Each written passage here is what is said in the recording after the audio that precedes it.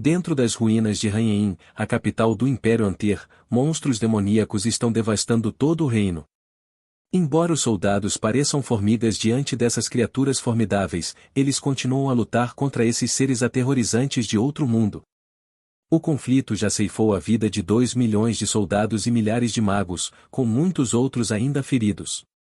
No entanto, a humanidade ainda se apega a uma última esperança de superar o maligno rei demônio, confiantes de que ele será derrotado pelo verdadeiro herói. A cena muda para o coração do grande palácio demoníaco, conhecido como Gag Hall of Ice, onde o suposto salvador da humanidade, Alex von Halen, confronta o rei demônio, que está sentado casualmente em seu trono. Este demônio, Renard, o imperador do Império Anter, está visivelmente irritado com as proclamações justas desses chamados heróis. Um dos heróis, conhecido como o Santo da Espada Cyrus, fica empolgado, sua espada crepitando com intensa energia enquanto ele promete eliminar o rei demônio e acabar com o reinado do Império Sombrio. Renard fica ainda mais desesperado quando Cyrus chama seu reino de Império Sombrio. Outra figura, o guerreiro musculoso conhecido como Rei Marechal Tesla, está convencido de que derrotar o rei demônio erradicará todos os monstros corruptos da Terra. No entanto, Renard acha essa ideia engraçada, ou afinal, ele acredita que não fez nada além de mostrar aos demônios como viver como humanos. Agora, enfrentando a retaliação após séculos de maus-tratos, os humanos estão reclamando. Inclinando-se para a frente, Renard pergunta se eles conseguiram derrotar seus 4 reis celestiais. Cyrus, com um sorriso de superioridade, afirma que os guerreiros orc eram meros pepinos só para sua espada. Quando Renard ouve sobre o destino de seu guerreiro orc, Ted, ele fica ainda mais irritado, mostrando um ponto fraco por seu povo, que ele vê como inocentes caçadores-coletores, e não como os monstros que os humanos os retratam. A notícia da morte do rei Troll o leva às lágrimas, pois ele vê os Trolls como seres da natureza e espiritualidade, e não as criaturas temidas que os humanos acreditam ser. Mais decepções seguem quando Saintis Flynn revela que o anão maligno, que adorava o deus das trevas, também foi derrotado.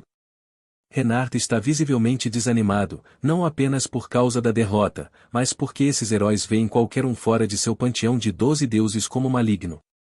Finalmente, o mago da luz Jad Archligrit se gaba de ter enviado as mulheres elfas negras além da fronteira com sua magia.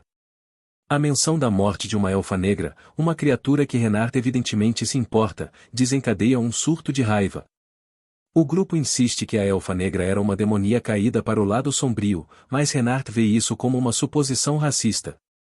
Ele argumenta que ter pele mais escura não faz de alguém um vilão e que os humanos são os culpados por seu sofrimento, tendo cortado as árvores que antes forneciam sombra para os elfos. À medida que Renard compartilha sua perspectiva, fica claro que ele vê os humanos, não os demônios, como a verdadeira ameaça.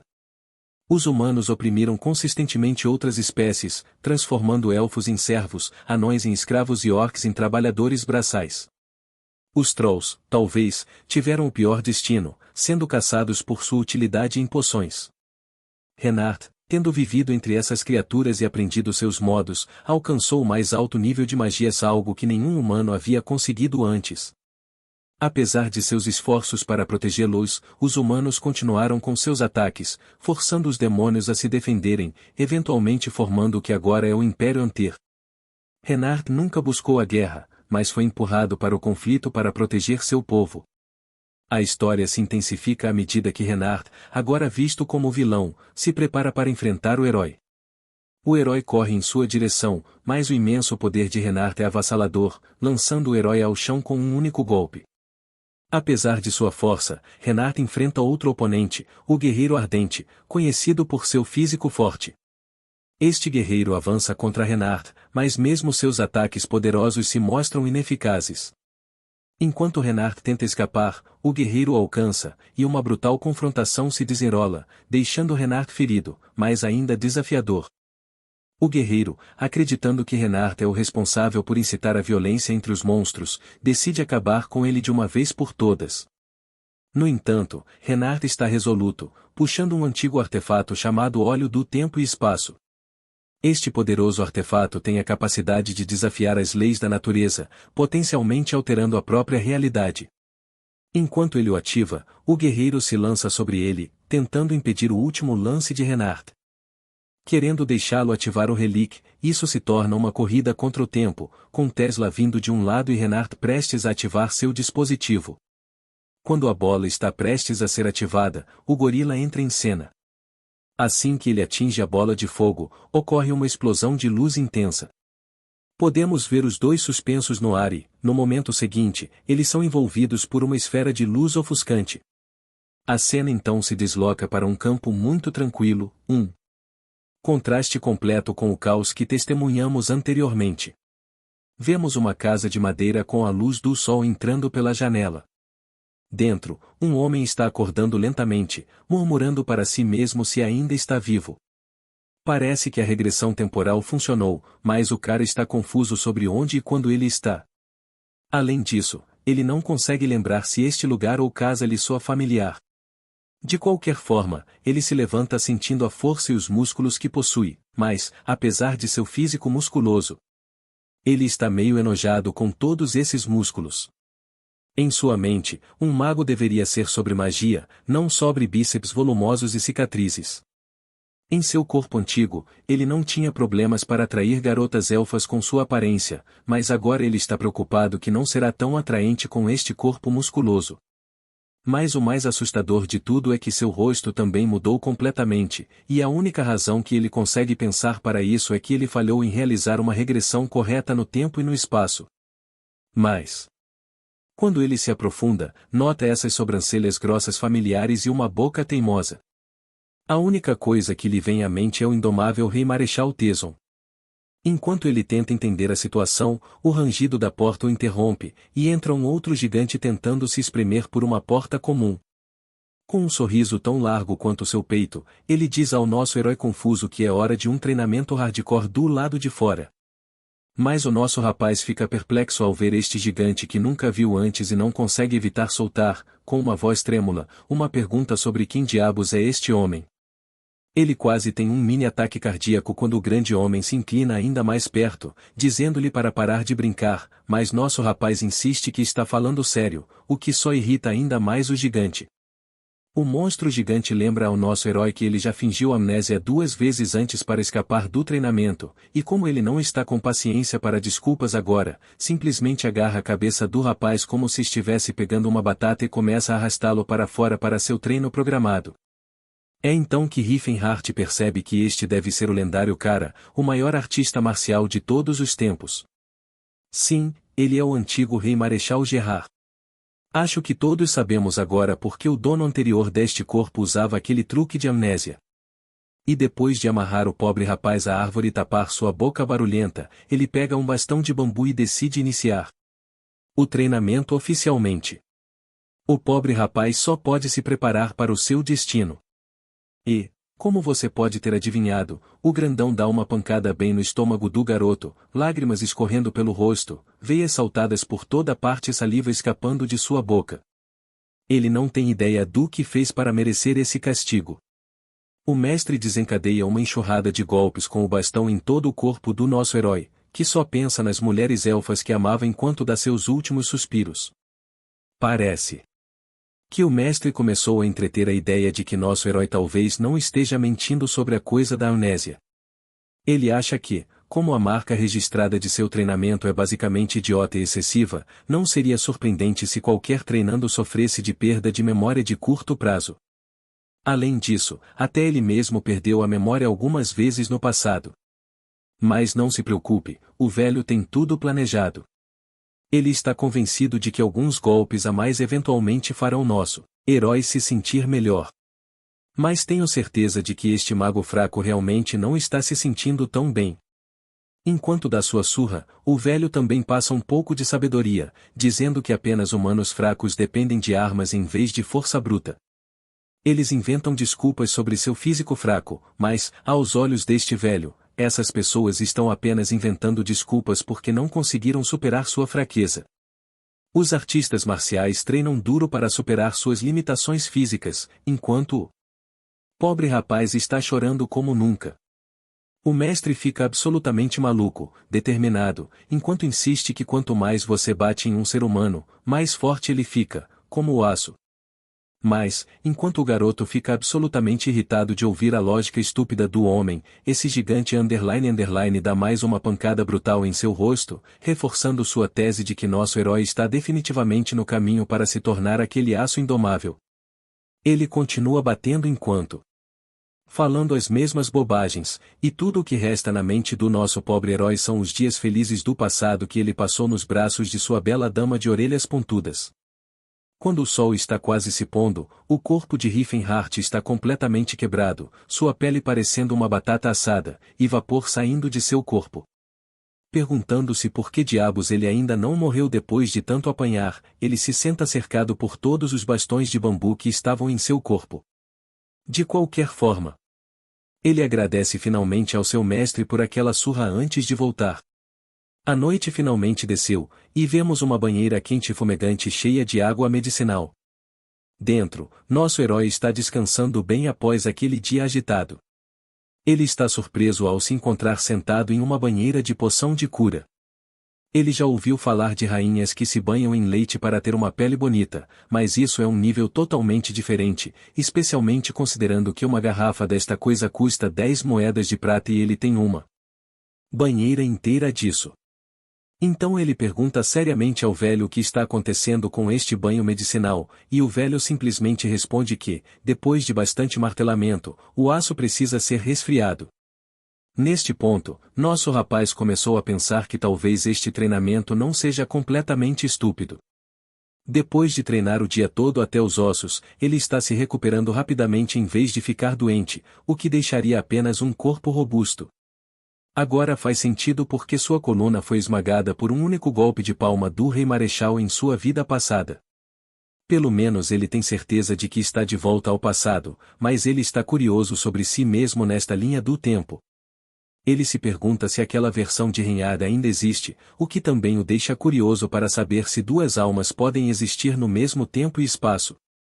Para simplificar as coisas, ele supõe que ou ele e sua versão mais jovem estão coexistindo de alguma forma, ou talvez a alma do Rei Marechal Teson esteja dentro do corpo de seu eu jovem. O próximo dia chega e o mestre apresenta entusiasticamente uma grande bandeja de carne suculenta e cozida. Meu rapaz é forçado a devorar toda essa delícia e, depois daquela refeição pesada, eles começam a escalar uma montanha literalmente vertical com uma pedra gigante amarrada às costas do nosso herói, que o velho insiste ser apenas uma corrida leve. A próxima tarefa é equilibrar-se em um dedo só, seguido de flexões pesadas com a rocha ainda amarrada às suas costas. Depois de um dia de treinamento brutal, ele está completamente desmaiado em sua cama, pálido e exausto. Já se passou quase um mês de tortura desde sua regressão, e ele está seriamente pensando em fugir em vez de suportar toda essa porcaria. Ele também está pensando agora em seu outro eu neste mundo. Ele se lembra de que o jovem Renar ainda está se esforçando para se tornar um mago, então é improvável que se encontrem em breve. Mas quando ele pensa em Teson tomando conta de seu corpo, tudo o que consegue imaginar é o Rei Marechal esgotando seu corpo frágil até os ossos para ficar musculoso usando o regime de treinamento monstruoso da Academia Inquebrável. Ele definitivamente precisaria da ajuda de um mestre para isso, não há como lidar com isso sozinho.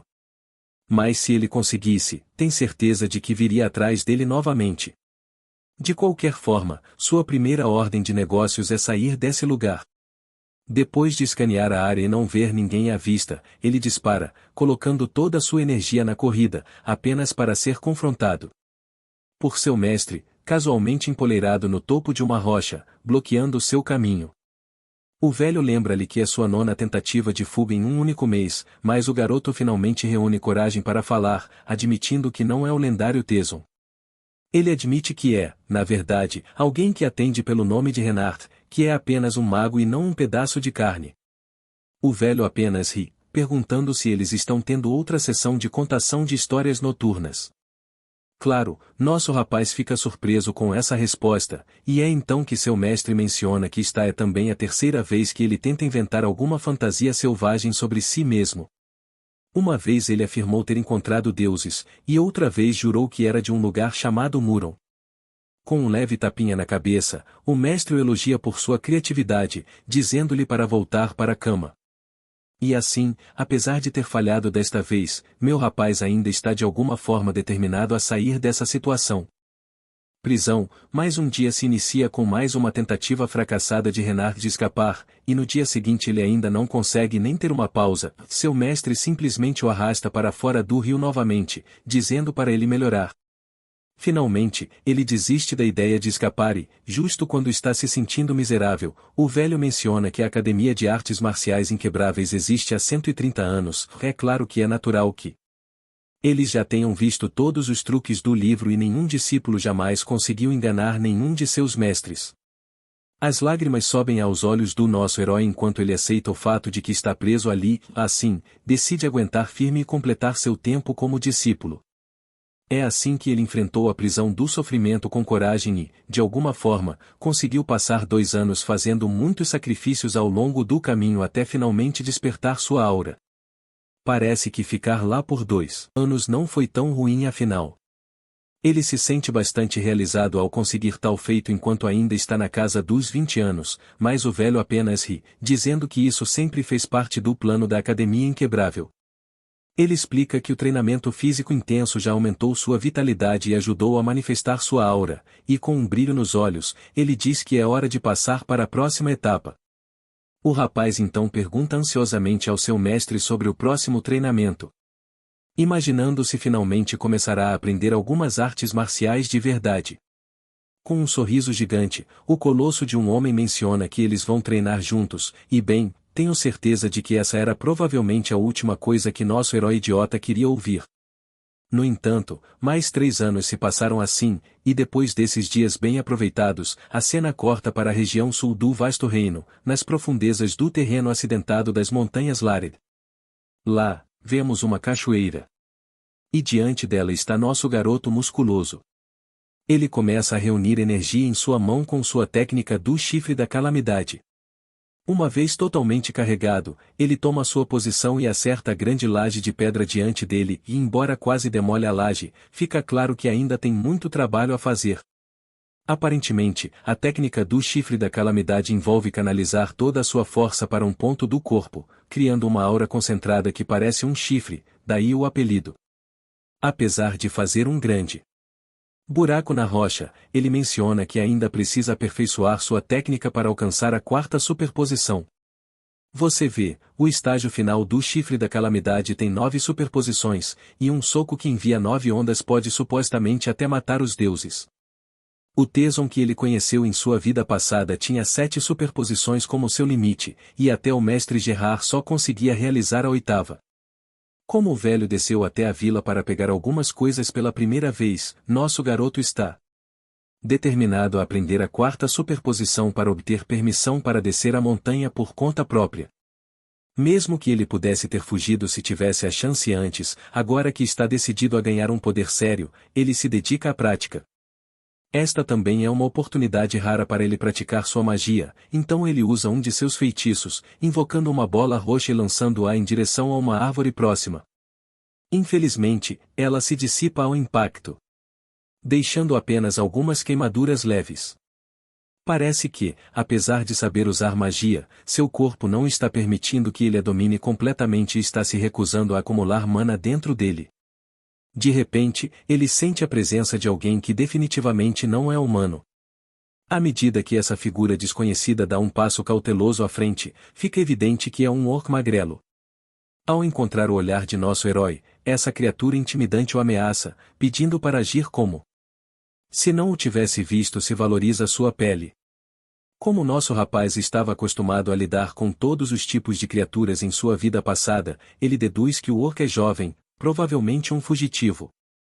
Como essas criaturas são sensíveis, ele sabe que o orc tentará resolver as coisas conversando, então surpreende o cara verde falando na linguagem de Grace, perguntando se alguém está tentando persegui-lo. Surpreso ao ouvir um humano falando em sua língua materna, o orc confirma a declaração do nosso herói, ao que Renata apenas estende a mão para ajudar, mas ele não tem certeza se essa criatura confia nele. O orc simplesmente diz que confia nele, pois pode ver a alma bondosa do nosso herói, sem mencionar que ele fala a língua de Grace. No entanto, o orc está preocupado que ajudar o jovem possa apenas arrastá-lo para problemas. Totalmente impressionado com a conversa fluente do orc, nosso herói o tranquiliza, pedindo apenas um pouco de fé. E com isso, ele começa a fazer sua coisa mágica, colocando uma barreira para selar o buraco, garantindo ao orc que sua magia ajudará a ocultar sua presença. Primeiro de tudo, a criatura fica completamente atordoada ao ver nosso idiota usando poderes mágicos, mas quando Renard pergunta por que ele não deveria possuir magia, o orc simplesmente o lembra de que, com seu corpo musculoso, é difícil acreditar que ele também é um mago. De qualquer forma, antes de desaparecer para o outro lado do buraco, o orc não esquece de agradecer ao nosso herói por sua gentileza.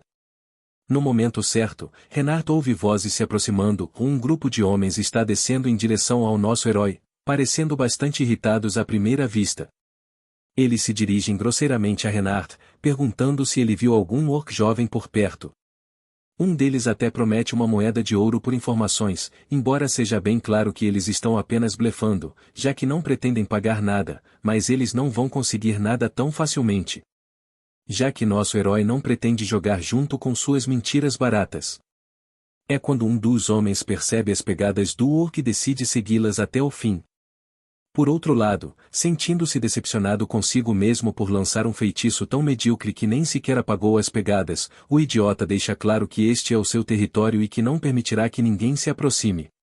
Agora, você pensaria que esses caras entenderiam a dica, mas não, eles são teimosos como mulas, especialmente este cara de cabelo comprido chamado BR. Ele começa a chamar nosso herói de moleque, mas o cara ao lado dele parece um pouco mais sábio, ele aponta que o garoto não parece ser uma pessoa comum. No entanto, BR, ironicamente não sendo a pessoa mais brilhante da sala, continua irritando Renard. Ele parece bastante confiante de que o garoto teimoso não conseguiria enfrentar 10 pessoas. Bem, nosso herói já teve o suficiente de suas falas irritantes. Ele puxa uma enorme clava de pedra sólida com um feitiço mágico, porque aparentemente seu mestre lhe disse para não usar os punhos contra os fracos, e usar uma arma contra eles é sua versão de misericórdia. Então, tendo isso em mente, ele decide quebrar todos os ossos com sua arma, sem deixá-los morrer. Embora ele tenha treinado principalmente com os punhos, isso não significa que a Academia dos Inquebráveis não oferecesse treinamento com armas. Enquanto a multidão abaixo fica toda empolgada, nosso herói cerra os dentes e parte para cima desses caras, balançando sua clava para todos os lados. Mesmo ao verem seus amigos caindo, os outros mercenários decidem que é mais inteligente atacar ainda mais. Claro, todos eles encontram o mesmo destino doloroso em questão de segundos. Agora, essa técnica de girar a clava não envolve movimentos de combate sofisticados, é mais sobre treinamento rigoroso de disciplina, mas ele não está segurando nada, especialmente porque esses caras são mercenários que ganham a vida balançando espadas. E deixe-me dizer, mesmo que essa técnica de girar a clava não tenha movimentos defensivos sofisticados, ele não precisa deles em primeiro lugar. No momento em que um desses idiotas tenta atacá-lo, sua espada simplesmente se dobra e se quebra, e o pobre homem leva um golpe sólido na cabeça. A essa altura, até mesmo o próprio idiota está completamente surpreso com o que está acontecendo. Claro, ele entende que é forte como um tanque, mas dobrar espadas com impacto é demais para ele compreender. De qualquer forma, mesmo depois de nosso rapaz ter balançado sua clava por o que parece uma eternidade, ele tem quase certeza de que esses caras não vão morrer, mesmo que seus ossos estejam esmagados e suas articulações quebradas. Depois de colocá-los na linha, Renard finalmente desiste, mas BR, apesar de ter levado uma surra, ainda tem força suficiente para ser um idiota com suas palavras. Então, nosso herói dá-lhe mais um golpe na cabeça para ensiná-lo uma lição de uma vez por todas, e seria difícil acreditar, mas esse golpe final parece fazer BR ganhar algum senso, que agradece timidamente ao nosso herói antes de sair correndo de lá. Agora, você pensaria que Renard ficaria aliviado ao vê-los partir, mas não, esse sádico estava se divertindo muito batendo neles, e parece que ele está começando a absorver subconscientemente a filosofia de seu mestre de bater nos outros. De qualquer forma, o orc finalmente sai de seu esconderijo e expressa sua gratidão. Por esconder-se, por isso ele se inclina em respeito e se compromete a retribuir a gentileza. Além disso, ele aceita Riverheart como seus mentores e vai tão longe a ponto de arriscar sua vida se tiver a chance. Veja, na cultura orc, um mentor é como uma luz guia, alguém a ser reverenciado, muito parecido com o modo como um cavaleiro serve ao seu senhor entre os humanos com profundo respeito. O orc pergunta o nome do nosso herói. A princípio, o garoto diz que é Teson, mas depois hesita, pensa por um momento e decide usar o nome Riffenheart Valed Ans. Ao ouvir esse nome, o orc promete lembrá-lo pelo resto de seus dias. Então, nosso herói pergunta para onde o orc planeja ir, considerando que todos os lugares estão cheios de humanos. O cara verde apenas encolhe os ombros e diz que pretende vagar procurando um lugar para descansar. Se não encontrar, preferiria vagar até seu fim do que viver como um escravo humano. Mas então Renard sugere que ele vá além das montanhas de Lared. Um lugar famoso entre os orcs como a Terra dos Desafios, onde os orcs vivem pacificamente escondidos, especificamente na tribo do Urso Azul. Depois disso, o orc segue para seu próximo destino, mas antes que desapareçam da vista um do outro, o garoto pergunta o nome do orc.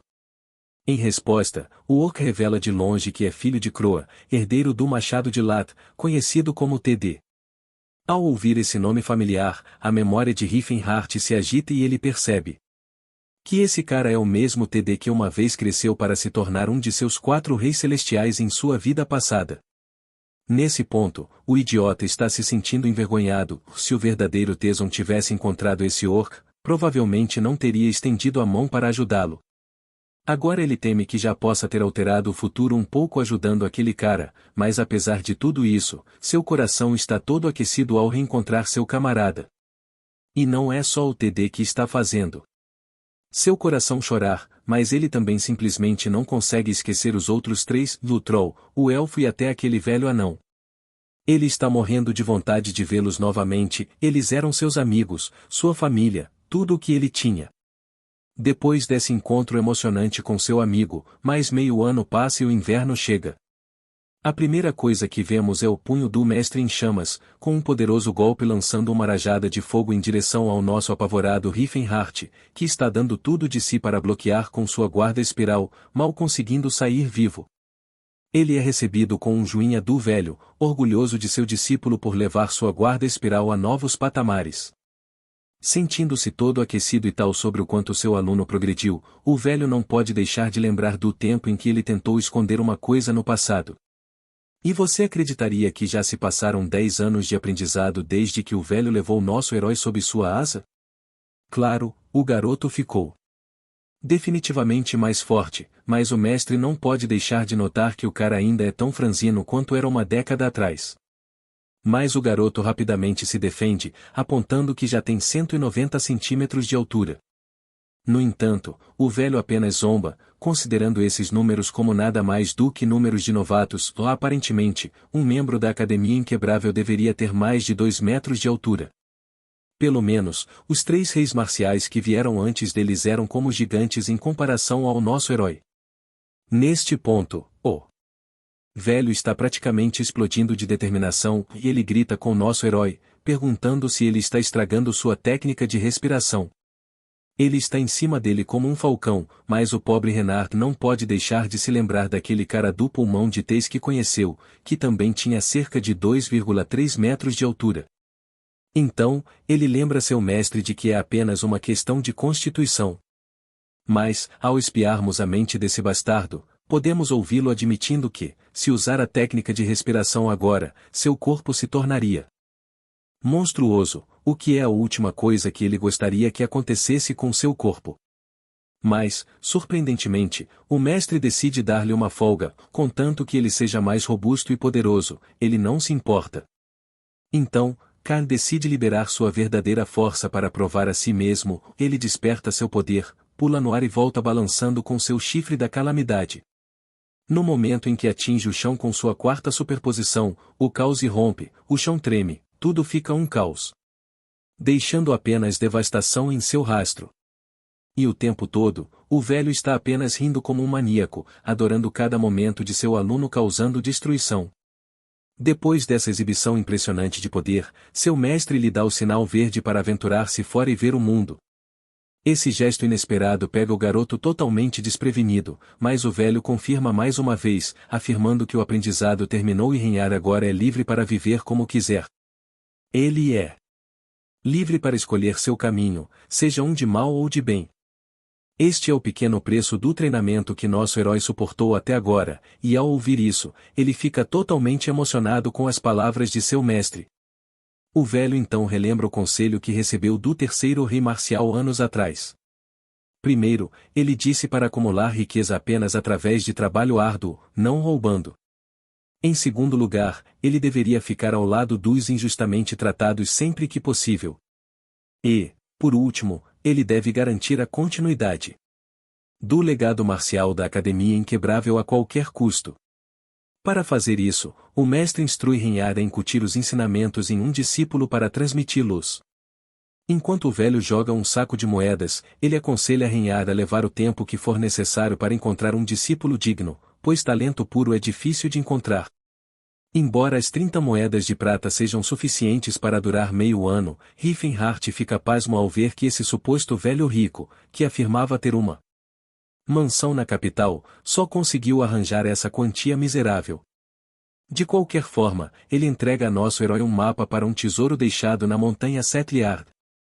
Com isso, Renard parte em sua jornada, e ele olha para trás dramaticamente, mirando a montanha, mas no momento seguinte ela entra em erupção como um vulcão, dando-lhe um verdadeiro ataque cardíaco. E adivinhem quem está por trás da despedida explosiva? Sim, seu mestre, que diz para ele não se preocupar com despedidas e correr com determinação sem olhar para trás e ter orgulho de herdar seus ensinamentos. Bem, eu aposto que esse cara não vai esquecer a despedida caótica tão cedo. A cena muda para a cidade, ou dentro de um hotel, vemos o chefe da aldeia se preparando para enfrentar um nobre, mas o homem atrás do velho avisa que conversar com nobres pode ser arriscado. Ainda assim, ele consegue chamar a atenção de um dos cavaleiros com uma armadura brilhante. Com certa relutância, o velho pergunta diretamente ao cavaleiro se ele pode pagar o que ele e seu grupo devem pelo jantar. O cavaleiro parece bastante irritado com a demanda, mas relutantemente joga uma moeda, que é a moeda local deste continente. No entanto, quando o velho examina a moeda, ele aponta que não é nem de perto o suficiente. Isso leva o nobre a perder a calma, perguntando em voz alta se o velho já viu uma moeda de ouro antes. E, para completar, ele dá um soco no rosto do velho por ousar pedir mais dinheiro do que sua posição social permite. Após levar aquele golpe pesado, o velho e seus companheiros só podem fumegar de raiva, ou aparentemente, esses cavaleiros são piores do que bandidos, saqueando suas casas e comida por apenas uma moeda. E para piorar, uma voz arrogante sugere que talvez essas pessoas comuns não mereçam nenhum pagamento. A cena muda para uma das memórias do nosso herói de sua vida passada, onde ele pode ser visto se divertindo com o amor de sua vida. Há uma memória que o marca mais, onde Cyrus o elogia por seu corpo afiado, preciso e bem estruturado, que pode ser comparado diretamente a uma lâmina bem forjada. No entanto, no momento presente, o cara está chorando como um bebê, se arrependendo de parecer todo musculoso e definido, embora esteja feliz por estar mais alto agora. De qualquer forma, piadas à parte, meu homem está genuinamente preocupado com sua garota. Ele se lembra de que este é o ano exato em que ela será leiloada, mas como ele não pode simplesmente invadir o salão de leilões imprudentemente, ele está sem opções para resgatá-la, a menos que consiga juntar dinheiro suficiente para cobrir a quantia astronômica necessária para comprar um escravo. Então, para ganhar dinheiro rápido, ele decide usar suas memórias passadas e sua força física atual para explorar as ruínas antigas antes de chegar a Chatham. A cena corta de volta para o cavaleiro arrogante de antes, agora ele está questionando seu mago de confiança se ele encontrou alguma pista sobre a localização das ruínas antigas, ao que o mago apenas exige mais tempo. Esse cara é o mago de Delfia, especializado em arqueologia, conhecido como Todd. Embora seus motivos ainda sejam incertos, podemos ouvir esse homem arrogante dando uma dica sobre o local de sepultamento de algum grande espadachim, conhecido como Sir Claude von Leralin. Em qualquer caso, vamos esperar que tenhamos alguma clareza sobre o que esses caras estão planejando em breve. A próxima cena corta para nosso herói, que aparentemente tem vagado por 3 dias. Seu destino parece ser o norte, em direção às montanhas de Atom, na estrada central. Ele aparentemente está usando o flashback artificial, uma habilidade das velhas lendas que lhe permite revisitar memórias a qualquer momento, e ao usar isso, ele está relembrando suas aventuras passadas nas ruínas antigas das montanhas de Atom. Antes de sua regressão, ele conheceu um mago chamado Todd na Torre dos Magos de Delfia, que lhe contou sobre a exploração dessas ruínas com a família Altri de Cavaleiros. Agora parece que nosso herói está prestes a cruzar o caminho com aqueles cavaleiros arrogantes que vimos antes. Acontece que ele já esteve lá, nessas ruínas, em sua vida passada também, e conseguiu encontrar o verdadeiro tesouro que o grupo de Todd perdeu. E deixe-me dizer, ele está sorrindo de orelha a orelha só de pensar em pegar todo aquele tesouro para si novamente. Enquanto o caminho diante dele chega a um beco sem saída, ele se vê diante da Vila do Gado, parecendo tão boa quanto ele se lembrava. Enquanto isso, dentro de um dos hotéis, o povo da aldeia pode ser visto em pânico. Parece que aqueles cavaleiros arrogantes querem um guia para mostrar o caminho para o Vale da Morte, mas nenhum aldeão quer se aproximar desse lugar assombrado. Enquanto eles fervem de raiva, amaldiçoando esses nobres, uma alma corajosa decide se apresentar e concordar em ir com eles, mas você pode apostar que sua esposa e filho imediatamente o fazem reconsiderar. Mas assim que ele começa a pensar em ficar, os aldeões lhe lançam olhares penetrantes, dizendo para ele manter sua palavra. Mas então eles veem uma cara nojenta pressionada contra a janela, tentando assustar todos. O homem imediatamente pega seu arco e flecha, exigindo saber quem é o homem misterioso. O cara inventa uma desculpa esfarrapada, afirmando que por acaso ouviu sua conversa enquanto passava, então decidiu se voluntariar. De alguma forma, sua história mal contada realmente funciona, e ele recebe permissão para entrar. Todos no salão estão aterrorizados com sua presença, e suas mandíbulas caem ainda mais quando descobrem que ele conhece cada canto e recanto da região. Mas os aldeões ainda o avisam sobre os perigos que espreitam lá. No entanto, o garoto os tranquiliza, lembrando-os mais uma vez que ele conhece esse lugar como a palma de sua mão e, para não mencionar, ele já esteve lá antes, quase 50 anos atrás. Houve um rei dos Altans, conhecido como Claude, que, aos 45 anos, o que não é tão jovem na verdade, conseguiu despertar sua aura e passou por todo tipo de aventuras.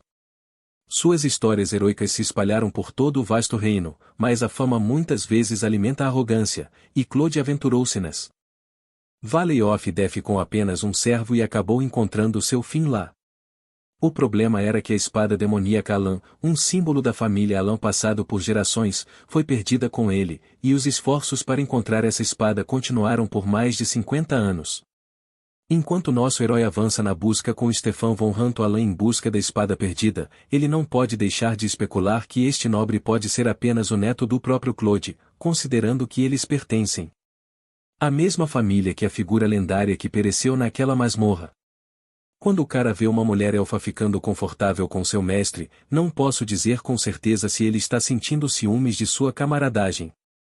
De qualquer forma, ele nota que há apenas um santo no grupo chamado Selim, que parece bastante jovem. Isso levanta dúvidas na mente de nosso herói sobre se esse jovem é capaz de realizar qualquer feitiço divino, mas, acima de tudo, ele fica completamente perturbado ao ver como esse indivíduo aparentemente masculino parece tão feminino. No momento em que ele decide conversar com Todd, a única pessoa que ele viu de sua vida anterior, ele hesita por um momento, incerto se deve interromper esses dois em sua troca carinhosa. Mas ao testemunhar o afeto nos olhos de Todd por esse rapaz feminino, o idiota literalmente fica arrepiado até o âmago, imaginando se este é o mesmo TD que ele conhecia. Mas então, do nada, esse cara alcança nosso herói, dizendo-lhe que os aldeões estavam com medo à toa de ir à masmorra quando tem os corajosos cavaleiros do reino os acompanhando. Ao ouvir isso, Renard fica completamente perturbado pelo homem, que está cheio de si mesmo, o que prova claramente seu ponto de que a cavalaria realmente faz dos homens narcisistas. De repente, eles ouvem rugidos violentos de monstros surgindo da floresta e subindo ao céu como balas, e no momento seguinte, essas feras furiosas mudam de trajetória e começam a cair em direção ao solo, mirando em todos esses humanos. Assim que uma dessas bestas estende sua garra afiada, o cavaleiro arrogante assume sua posição e ordena que seus cavaleiros ataquem. Quase instantaneamente, Todd libera seu poder de fogo, transformando todo o céu em um caos flamejante, enquanto o santo feminino lança seu feitiço mágico, fortalecendo a força e vitalidade de cada soldado. Assistindo a esse grupo de cavaleiros lutar, nosso herói começa a pensar que eles não são tão ruins afinal, mas ainda assim eles só são bons do ponto de vista de um mago. Para um artista marcial, eles são mais ou menos lixo. De qualquer forma, assim que ele olha por cima do ombro esquerdo, vê aqueles pobres orcs escravos em grave perigo. Antes que a besta nojenta pudesse despedaçar aqueles soldados, nosso herói dá um soco sólido bem no rosto daquele desgraçado. O soco único obliterou o monstro em centenas de pedaços e ele está bastante feliz por ninguém prestar atenção aos seus poderes abomináveis nesse ponto. Ele se lembra daquele aldeão e tem certeza de que, se aquele cara tivesse ido na aventura de Todd, o pobre guia teria sido torrado, vendo como esse homem está derrubando monstros, aparentemente lutando apenas por si mesmo, enquanto seus subordinados caem como moscas. Nosso herói tem certeza de que esse desgraçado não é uma boa pessoa, mas acho que sempre há espaço para surpresas, já que esse garoto de cabelos ruivos femininos diz ao nosso herói para se esconder para salvar-se, mas assim que ele está examinando o campo de batalha, uma besta dispara suas penas metálicas sólidas e afiadas. Elas nem mesmo fazem cócegas em nosso herói, mas quando uma atinge seu olho, ele grita de dor intensa. Então ele dá um soco nessa criatura como antes, transformando-o em pedaços também. Ele também menciona que há apenas tantas lágrimas que ele poderia derramar e que já chorou o suficiente durante seu treinamento. Após a ameaça ser neutralizada, o líder arrogante pede um relatório de baixas. E pergunta sobre os magos e sacerdotes.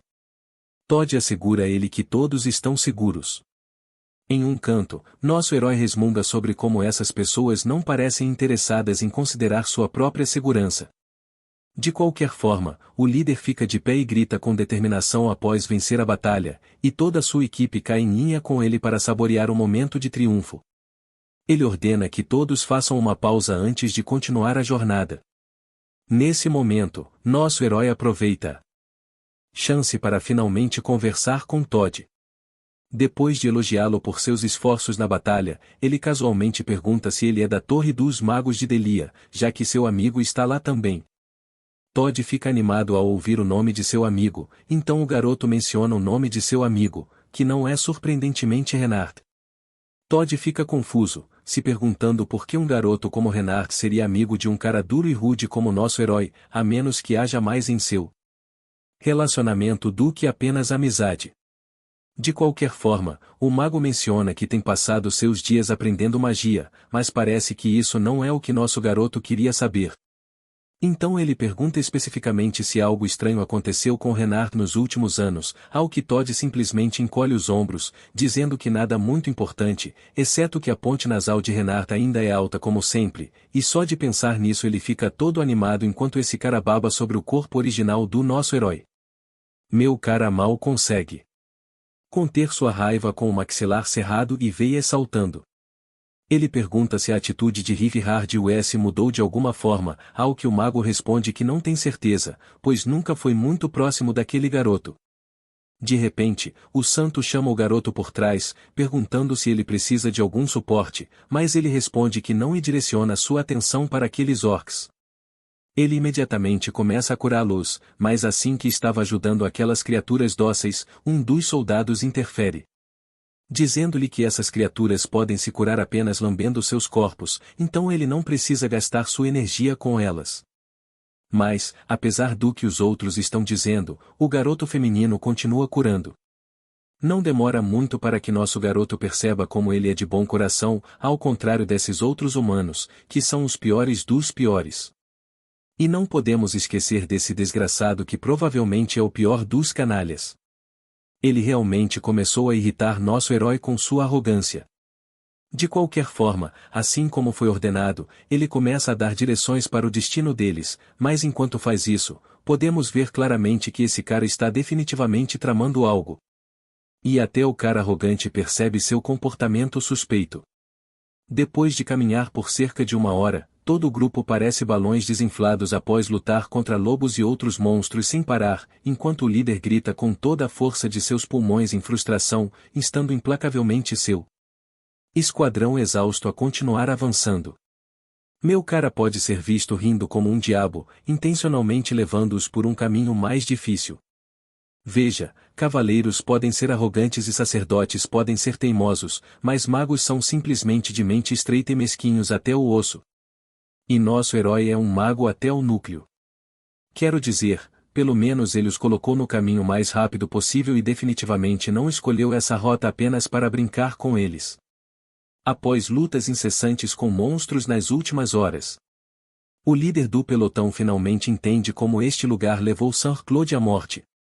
Mas quando toda a esperança parece perdida, o rosto do homem se ilumina com esperança ao avistar finalmente a masmorra diante de seus olhos. Em pouco tempo, ele e seus companheiros explodem de felicidade, marcando o fim de sua jornada para as ruínas antigas. Depois de caminhar um pouco mais, eles finalmente se encontram diante da entrada do lugar e, após verificar que não havia armadilhas do lado de fora, Todd dá o sinal verde para entrar. O líder do pelotão diz ao seu grupo para se equipar. No entanto, o capitão deixa claro que, como o trabalho de nosso herói está concluído, ele pode voltar. Mas nosso garoto insiste em ficar do lado de fora, alegando que não poderia suportar voltar para a vila sozinho. Então, Alan decide protegê-lo no caminho de volta, apenas para honrar seu árduo trabalho. Mas mais uma vez, meu cara mal consegue conter sua raiva ao perceber que esse desgraçado nunca havia considerado protegê-lo no caminho de volta antes deste momento. De qualquer forma, o líder carrega todo o seu grupo e todos começam a correr para dentro para derrotar a criatura que estava adormecida há séculos. Vendo-os entrar com tanto entusiasmo, meu cara apenas acena com um sorriso malicioso e travesso, e uma vez que finalmente está sozinho do lado de fora, ele decide começar a trabalhar no que veio aqui para fazer. Agora, este lugar, as ruínas antigas de Palton, está cheio de monstros e espíritos, mas na Era de Prata, ele era apenas uma base logística comum, nada especial. Mesmo que fosse apenas uma base regular naquela época, a tecnologia da Era de Prata parecia algo saído de um filme de ficção científica, o que a torna bastante valiosa. Uma vez lá dentro, as memórias de seu passado voltam à tona. Ele se lembra de explorar essa masmorra com sua beleza de orelhas pontudas, que o guiou pelo território inexplorado e desvendou todos os caminhos secretos. Mas, assim que ele começa a ficar nostálgico, pensamentos impróprios começam a surgir em sua mente. Pensando nisso, foi bastante ousado da parte deles literalmente se divertirem em uma masmorra perigosa. Felizmente, o autor optou por censurar isso para que vocês possam manter a calma e prestar atenção na história. Quando ele chega à porta secreta familiar, tenta usar sua magia para abri-la, mas a porta não se move com a pouca energia mágica que ele tem. Depois de um pouco de esforço, ele finalmente consegue destravá-la, mas antes de ir mais longe, ele tira seu casaco caro para mantê-lo limpo. Então, antes de atravessar aquelas paredes, ele se alonga bem. Enquanto ele se aquece, ouve alguns gritos intensos mais à frente. Naturalmente, o idiota fica curioso sobre por que há gritos vindo daquela direção, quando claramente viu aqueles bandidos indo na direção oposta. Enquanto pensa, ele se lembra de como esse caminho secreto é basicamente uma porta dos fundos que leva diretamente ao terceiro andar do porão. Naturalmente, abrir significa que eles estão meio que invadindo, e a gangue de bandidos à frente são todos invasores. Como este é um prédio militar, não é surpresa que o sistema de segurança entre em ação, desencadeando todos os tipos de defesas para repelir os intrusos. Naquela época, eles e Ruiz tinham acesso livre, então não se preocupavam com outras áreas, mas agora o grupo de Alan caiu em uma armadilha que os jogou no segundo andar, então.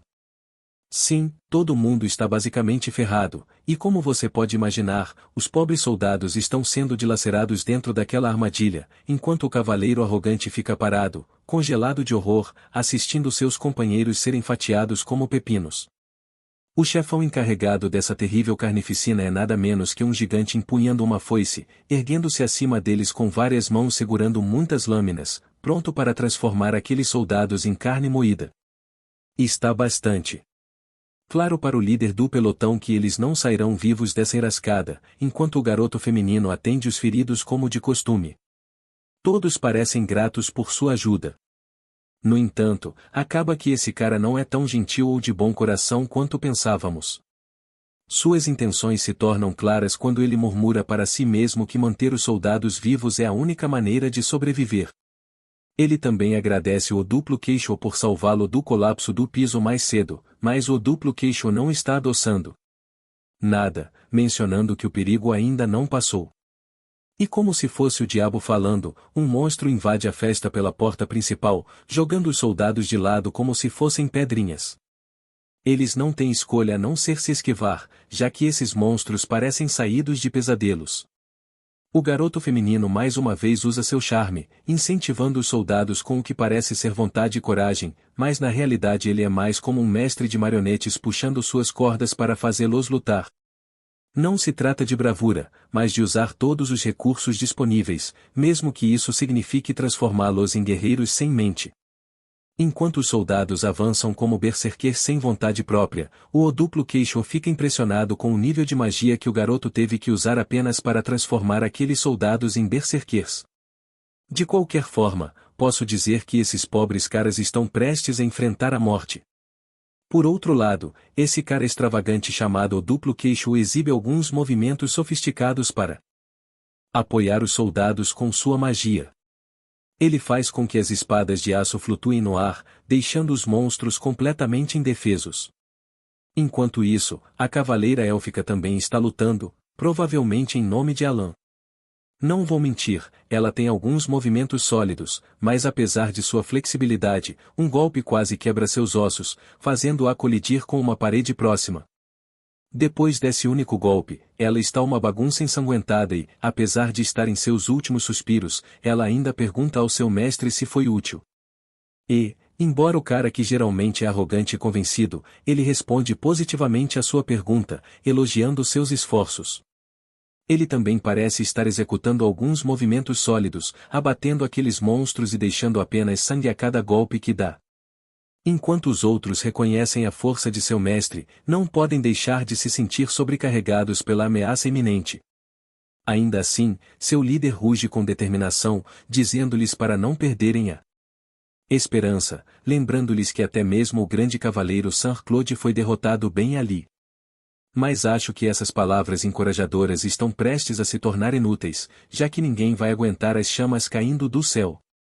E não são apenas quaisquer chamas, um monstro gigantesco desce ao chão.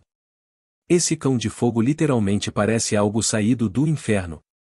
Com um rugido ensurdecedor, o cão infernal começa a esmagar aqueles soldados comuns como se fossem meros incômodos em seu caminho. Mas, apesar de enfrentar essa criatura infernal, Alan incentiva seus subordinados a não perderem o terreno. Para injetar um pouco de determinação e senso de responsabilidade nos soldados aterrorizados, ele pergunta se eles esqueceram que são os corajosos cavaleiros de Alan.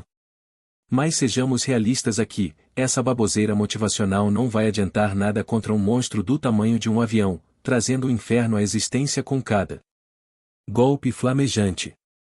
Mas, apesar de enfrentar um poder tão esmagador, esse cara arrogante apenas cerra os dentes de raiva e jura para si mesmo não ser derrotado por esses monstros. Então ele agarra sua espada com força e avança para a criatura com uma tolice evidente nos olhos. Ele ataca a besta com uma de suas técnicas de espada, mas é brutalmente golpeado em troca. Um mero movimento do dedo do monstro o manda voando de volta ao chão. Mesmo depois de atingir o chão, ele desliza como uma pedra na água. Quando ele perde o impulso do golpe, está praticamente morto, se não completamente. Depois que ele sai de cena, o garoto feminino entra em ação com seus poderes de dedinho, tentando golpear a gigantesca besta com sua arma de tamanho extra. Apesar do golpe parecer mortal, a criatura fica apenas um pouco irritada com esse ataque sorrateiro.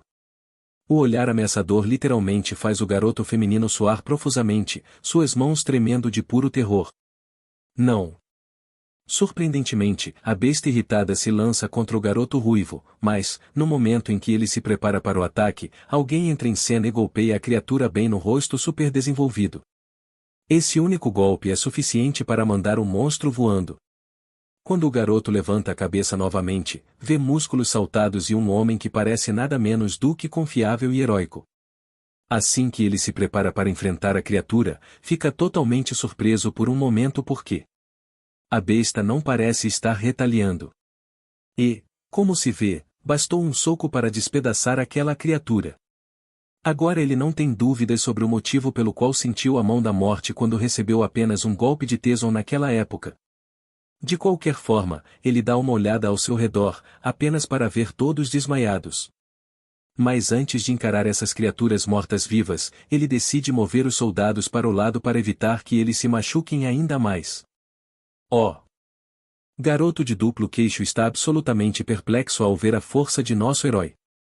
Eles ficam ainda mais atônitos quando o veem esmagando aqueles monstros em pedaços com apenas uma mão, enquanto carrega a elfa ferida. Depois que a ameaça é neutralizada, o líder do pelotão volta à consciência, e seus olhos quase saltam quando ele olha ao redor, encontrando um monstro morto. Naturalmente, ele pergunta curiosamente ao seu subordinado o que diabos aconteceu, e quando ouve tudo o que aconteceu, ele fica apenas chocado. Ele ainda não consegue acreditar que nosso herói foi quem limpou a masmorra sozinho, mas ele tem que enfrentar a realidade. Então, com um tom mais caloroso, ele pede desculpas respeitosamente ao nosso garoto de maneira indireta por não reconhecer sua força e, em seguida, regular Dude, mas justo quando pensávamos que esse cara arrogante tinha espaço para ser uma boa pessoa, ele dá um tapinha no ombro do nosso herói e elogia-o por agir como ajudante para o trabalho que eles já quase tinham completado. No entanto, Renhar não fica muito satisfeito com esse cara roubando toda a glória e o avisa que ele mal foi um personagem de fundo em toda a luta. Depois de ser rudemente jogado de lado pelo nosso herói, o cara arrogante fica irritado, mas seus capangas dizem para ele relaxar, lembrando-o de que Riffen é apenas um cara comum, então boas maneiras podem não ser o forte dele. O chefe meio que concorda, mas ainda quer saber quem o ensinou a lutar assim. Riff apenas encolhe os ombros dizendo que aprendeu alguns movimentos enquanto vagava por aí. O fato de que ele mentiu é que ele quer manter a identidade de seu professor em sigilo, afinal, o cara é famoso em todo o continente e ele não quer atrair nenhuma atenção desnecessária nesse ponto, até. Alan começa a levantar uma sobrancelha com as histórias desse cara, mas Renard apenas muda de assunto lembrando-os de que deveriam se concentrar em cuidar dos feridos em vez de bancar os detetives. Pelo jeito nos rostos dos capangas, você pode perceber que o menino não está escapando dos olhares atentos dele. Renard os lembra mais uma vez de seguirem em frente e fazerem a parte deles. Enquanto isso, os capangas não podem deixar de notar o quão relaxado o nosso herói é, usando confiança e tudo mais. Depois de juntar esses atributos, ele começa a pensar que ele pode ser alguém com influência real e talvez até mesmo da realeza de outro lugar. Apesar da aparência mais jovem de Ren, o homem não consegue se livrar da sensação de que seu padrão de fala é como conversar com alguém mais velho. De qualquer forma, o santo invade a cena e parece estar realmente impressionado com o tamanho e altura do nosso herói. Ele então começa a bombardear Riefenhart com perguntas sobre sua origem, sua força e tudo sobre ele. Antes de avançarmos na trama, aqui está a pequena história sobre esse cara. Aparentemente, Silenfil Marcos perdeu seus pais cedo e foi criado no orfanato. Lá, ele foi muito zoado por ser fraco e bonito, mas o triste é que isso meio que o fez desejar coisas que ele não tinha, como um corpo forte e uma voz profunda. Nesse ponto, ele até sonhava em se tornar um monge, provando sua devoção através do corpo. No entanto, a realidade estava longe de suas expectativas. Sua altura não mudou, a puberdade nunca veio e, por alguma razão, seu cabelo cresceu muito rápido. Como último recurso, ele até tentou pegar peso, esperando mudar as coisas, mas tudo o que conseguiu foi mais poder divino tratando suas lesões de treino. E agora é precisamente por isso que ele sente tanta admiração pelo físico esculpido de Riefenhart e seu tamanho enorme. Depois de ficar assustado, o idiota inventa uma desculpa para encontrar a saída e começa a descer, mas o Foy insiste em ir com ele. No entanto, o herói lembra-lhe que um curandeiro ainda é necessário lá para cuidar dos feridos. É então que o líder do pelotão decide ir com nosso herói para a exploração. Acho que Renard realmente não pode dizer não, então eles vão juntos. Enquanto estamos caminhando, vamos espiar a mente do cavaleiro. Lá, descobrimos que, apesar de sua relutância, ele sabe que tem que ser simpático com Riffen, pois ele será de grande ajuda nesta exploração. Ele até pensa que Riffen deve estar se sentindo muito orgulhoso por escoltar um KN. Por outro lado, sabemos que meu homem não poderia se importar menos com esses capangas. Ainda assim, esse cavaleiro bobo parece não perceber e está apenas coçando para mostrar seus músculos no momento certo para que ele possa fazer do nosso herói seu maior fã por ajudá-lo. Felizmente para nós, seu momento de glória é interrompido quando ele leva um golpe firme e cai no chão para um bom cochilo. E enquanto ele está lá inconsciente, os monstros começam a sair do túnel. Assim que eles se lançam sobre o nosso herói, meu homem apenas os transforma em poeira com seus punhos nus. Depois de limpar o caminho, ele segue em frente para verificar o saque que está prestes a pegar. Assim que ele entra na sala, começa a remexer em todas as coisas inúteis na esperança de encontrar algo valioso. Um momento depois, ele tropeça em uma bolsa ilimitada, uma ferramenta mágica que permite armazenar itens até 10 vezes o tamanho da bolsa e o peso será reduzido a 1/10. Não só isso, ele também pega um brasão celestial, uma adaga de retorno e uma safira mágica, que devem render uma boa quantia. Depois de pegar o tesouro, ele volta para o cavaleiro que está cuidando de sua cabeça dolorida, tentando entender o que aconteceu. Meu homem casualmente coloca toda a culpa nas criaturas mortas que supostamente se esgueiraram atrás do cavaleiro e o derrubaram. Ouvindo isso, o cavaleiro engole com relutância seu orgulho e agradece dolorosamente ao nosso herói por sua ajuda. Mas o menino diz a ele para não se preocupar, já que esse louco __ sabe que isso é apenas o começo de nocautear o pobre cavaleiro. Então, enquanto Renard estava pegando todo o tesouro para si mesmo, ele acabou derrubando o líder do pelotão mais 3 vezes no processo, certificando-se de que ele ficasse inconsciente enquanto ele terminava seu negócio. Com certeza. Neste ponto, até o líder do pelotão está começando a sentir algo estranho. Apesar de estar em alerta máximo, ele continua sendo nocauteado sem qualquer aviso e começa a se perguntar se talvez seu corpo precise de um lanche. Enquanto isso, meu homem está sorrindo de orelha a orelha, tendo enchido sua bolsa ao máximo. De qualquer forma, durante sua breve conversa, eles finalmente chegaram à porta e, assim que cruzam o limiar, todos ficam boquiabertos quando encontram essa besta bem diante de seus olhos. Esse monstro é conhecido como Growbeast e simplesmente chamá-lo de criatura gigante seria um eufemismo. Parece que Renard está um pouco confuso ao ver esse monstro, pois não consegue lembrar dessa coisa guardando essas ruínas em sua exploração anterior. Acho que ele chegou aqui muito cedo e ninguém derrubou essa grande criatura ainda. Em vez de enfrentar o monstro, ele sugere que o grupo volte, pois será difícil cuidar dessa coisa com essa força. Mas então um dos soldados aponta que esse monstro está empunhando a espada demoníaca Alan. Depois de ver essa espada, não é preciso dizer que esse cavaleiro tolo decidiu derrubar aquele monstro, enquanto nosso herói insiste em voltar e se preparar antes de enfrentar esse monstro. O líder do pelotão se recusa a recuar. Ele desafia o monstro levantando sua espada no ar e os soldados atrás dele não têm um pingo de dúvida no julgamento de seu líder, mas meu homem de lado não consegue deixar de ficar assustado com essa decisão tola.